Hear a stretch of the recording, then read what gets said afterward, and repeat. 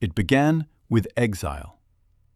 In 1832, a family of Jewish refugees fled persecution in Baghdad and chose India as their refuge. Staying was no longer possible, but leaving ended any chance of reclaiming their former power. The moment they departed, their future depended entirely on the stability and favor of the British Empire. Within a few years, they were being called the Rothschilds of the East, not because they inherited status, but because they understood something most people miss. Neutrality is fragile. Alignment with the dominant power creates leverage. They built schools, hospitals, libraries, institutions that still shape Mumbai today. Their philanthropy earned admiration and embedded their name into the city's civic life. But the capital behind those foundations flowed from a trade that, once scaled, could not be exited without collapsing the structure it financed. The empire that elevated them required revenue, and they supplied it. And once their usefulness became the source of their protection, stepping away ceased to be an option. And the empire that made them powerful would not remain stable forever. Modern-day Mumbai now stands among the richest cities in South Asia, producing a GDP of over $300 billion and functioning as India's financial, commercial, and entertainment hub. But if you dig into the history of that prosperity, the name Sassoon keeps appearing at the foundation. They had fled persecution in Baghdad during the 19th century and moved to Bombay, then a British colonial port, arriving diminished in assets but intact in networks. They lost much of their visible wealth during migration, yet they retained global connections and experience in business. And that combination narrowed their path toward calculated expansion rather than cautious recovery. Recovery without expansion would have preserved safety but limited influence. Expansion tied them to forces larger than themselves. Bombay was slowly emerging as a growing trade hub, and the Sassoons did not wait for confirmation. They invested heavily into cotton mills before dominance was guaranteed, tying their fortunes to a city still forming. That capital could not be withdrawn without loss once machinery was built and labor organized, and their fate began to track the city's trajectory. Soon, their business became the engine of Bombay's prosperity well into the 20th century, and the districts that hosted these mills later transformed into the center of India's new billionaire class. Luxury towers, malls, and office complexes now dominate the skyline where industrial structures once stood. Physical reminders that early capital decisions outlive their makers. Their philanthropy expanded in parallel, endowing the city with schools, hospitals, synagogues, and libraries that still function today, shaping Mumbai's economy and civic life. Yet philanthropy operated as insulation, not origin, because the capital behind it flowed from a trade that could not be publicly defended. And once reputation depended on generosity, any exposure of source would carry greater cost. The largest source of income for the Sassoons was not textiles or property, it was opium.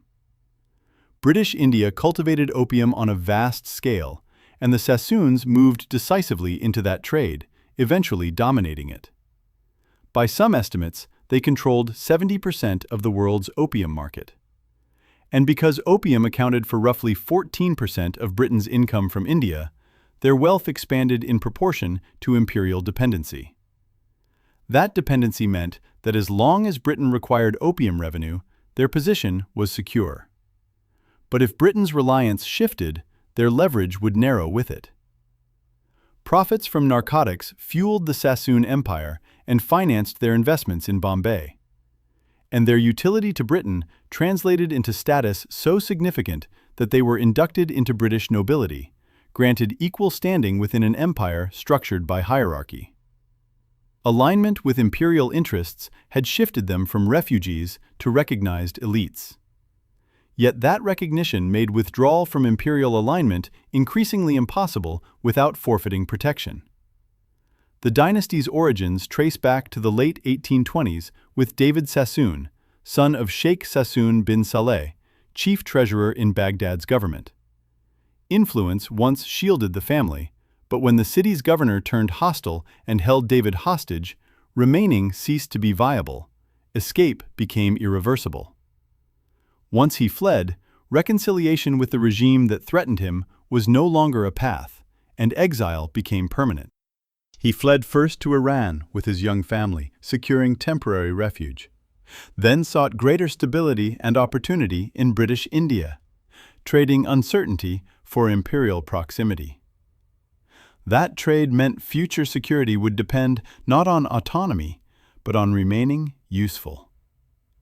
The British administration welcomed Jewish minorities into the expanding trade sector, partly because their small numbers posed no rebellion risk. And David's decision placed him within a structure that rewarded loyalty with protection, a protection that could be withdrawn if loyalty wavered. He did not arrive empty-handed. He brought merchant networks stretching across the Middle East, access to markets, capital, and trust that determined whether ventures survived or collapsed. Those networks required constant maintenance, binding him to cross-regional obligations that could not simply be abandoned. Unlike ordinary merchants, he understood court politics and the mechanics of influence.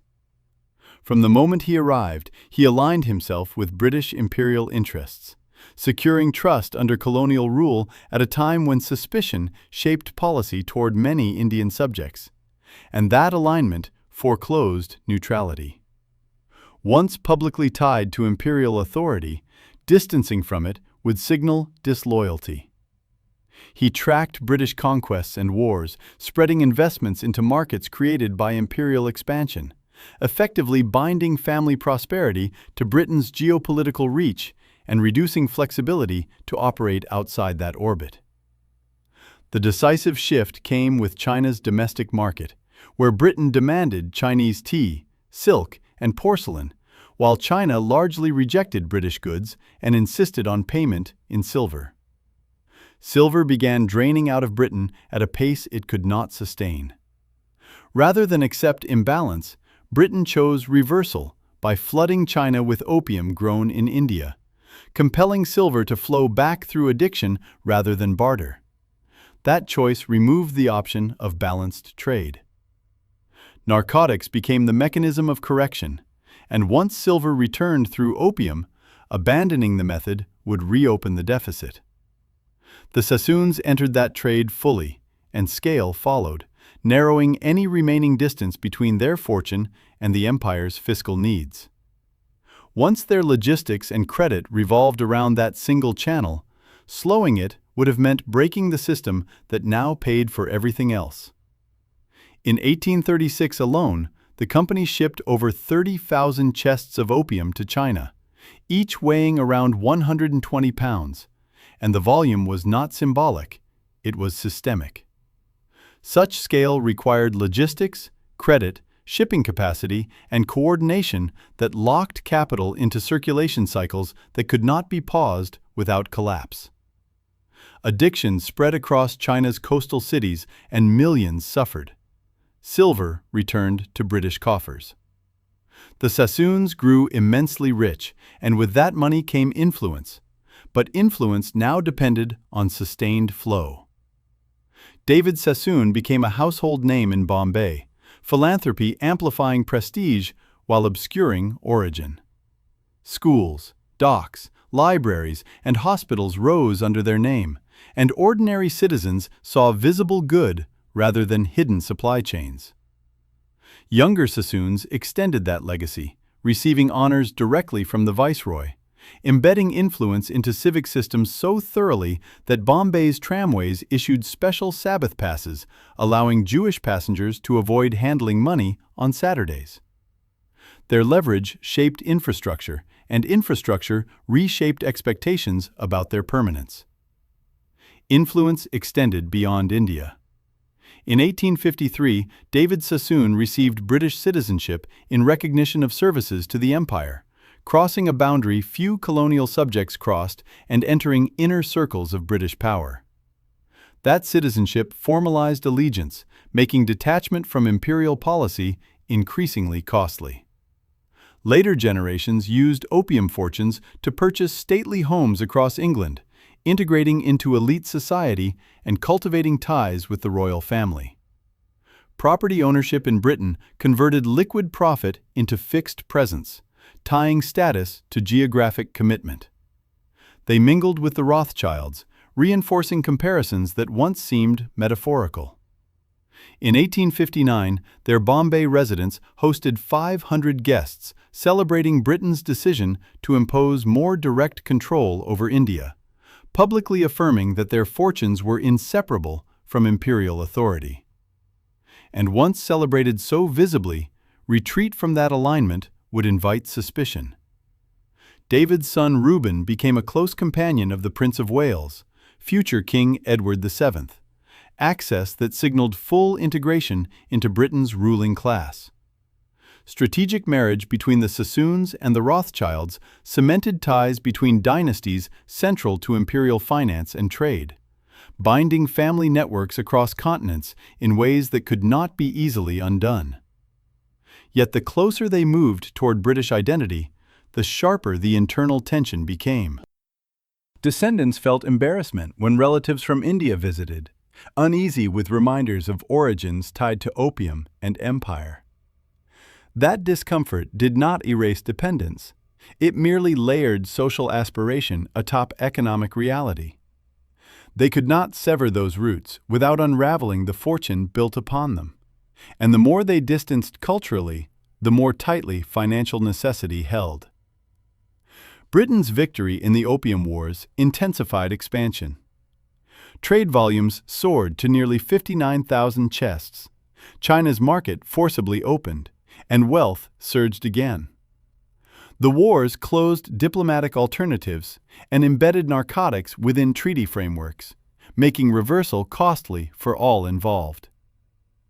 Albert Sassoon assumed leadership after David's death and carried the business forward, receiving in 1873 the honorary freedom of the City of London, becoming the first Jewish person awarded that distinction at the time.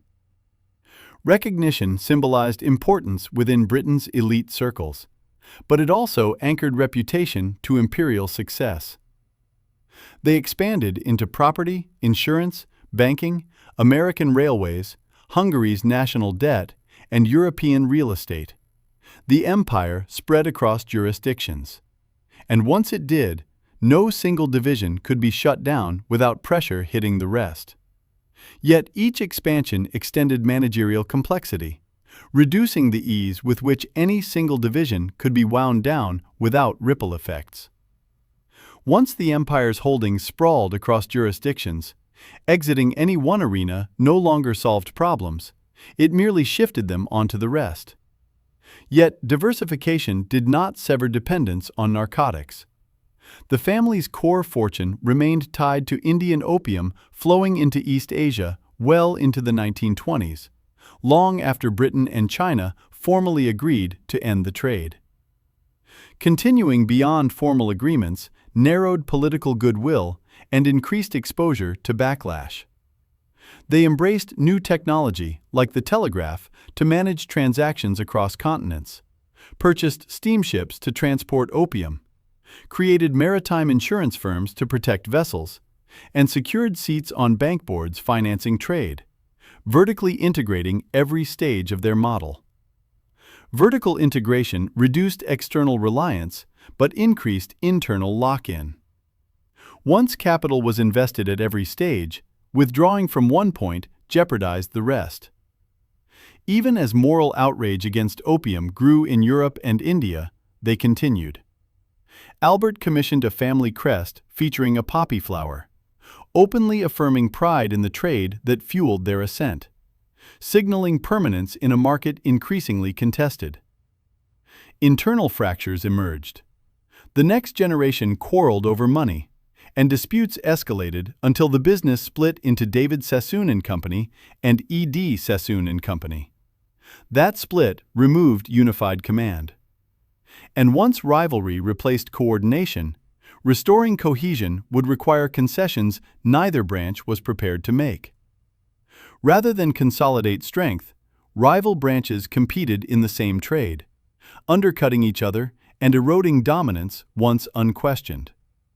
Margin compression reduced resilience just as external pressures mounted, and subsequent generations compounded strain through detachment. The London branch inherited control of David Sassoon and Company, but treated it as a fountain of wealth rather than a functioning enterprise, extracting capital to fund lavish lifestyles. Extraction without reinvestment narrowed operational capacity. Some descendants mocked their fortune as money made in the East by dirty trading, signaling distance from origins once celebrated.